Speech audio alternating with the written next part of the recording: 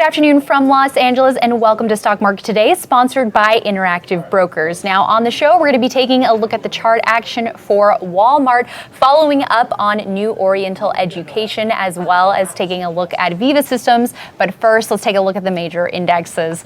It's Alyssa Quorum here with Ken Shreve. And Ken, we did see gains across the board today after a little bit of a shaky start. The Dow leading on the upside, up about 1%. The NASDAQ only gained about 0.4%.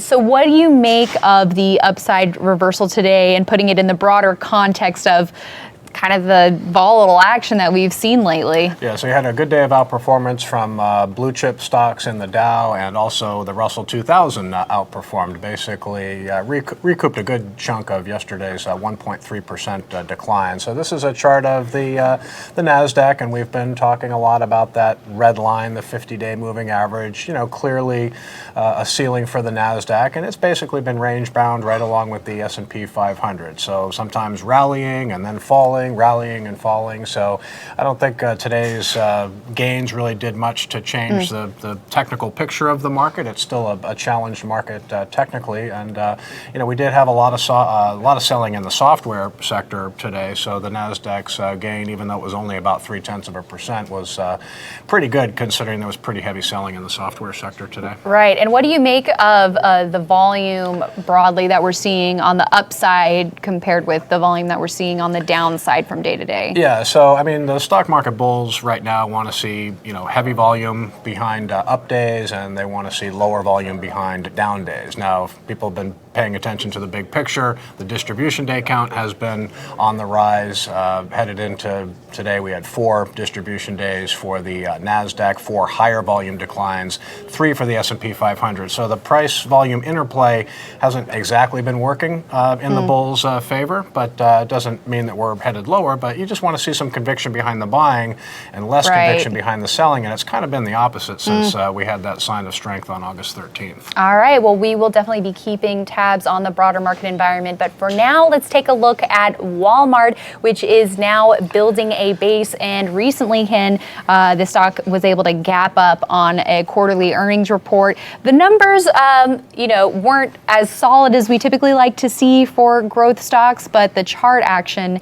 is looking pretty nice here. Yeah, I mean, it's one of probably 3 or 4 charts in the Dow that are looking pretty good here. So Walmart is working on a cup with handle base with a 115.03 buy point. Actually, a pretty good looking pattern here as the stock holds just above its 50-day moving average. Of course, retail earnings reports have generally been very well very received. good. Yeah. So Walmart reported right along the time the Home Depot and Lowe's, and we've got Williams Sonoma after the close today. We've got a bunch of retail reports, more coming up this week. So Walmart's still looking pretty good here in the Dow, and we'll see if market conditions improve. This one could have more strength ahead of it.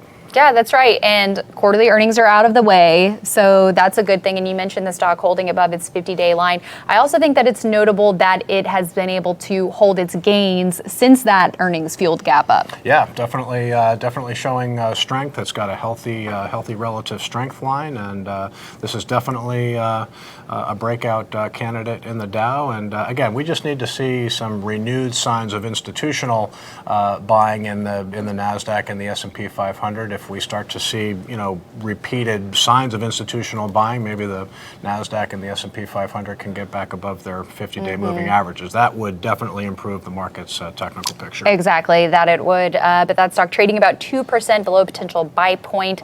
Well, let's turn our attention to one stock that is breaking out above a buy point, and that is New Oriental Education. Ed and I touched on this stock yesterday that it was setting up in a nice base, and we're seeing a breakout today with those shares up about 2.5%, and that relative strength line hitting new high ground. So a bullish sign there. Yeah, I mean, this has to be really one of the more compelling growth stories in China. There's a lot of China growth stocks that, show big earnings and sales growth in recent quarters, but annual estimates are still very solid for New Oriental. And it was setting up in a base headed into today, and it actually made a nice move over a 110 buy point. You're not supposed to buy a stock when it moves more than 5% past a buy point. So New Oriental is still well within buy range here. Volume was heavy early. It kind of trailed off as the session wore on, but it still ended up being higher than Tuesday and also slightly above average. So all in all, a pretty good breakout for New Oriental. Yep, that's right. And turning our attention to Veeva Systems, which was a little volatile after its earnings report today, down as much as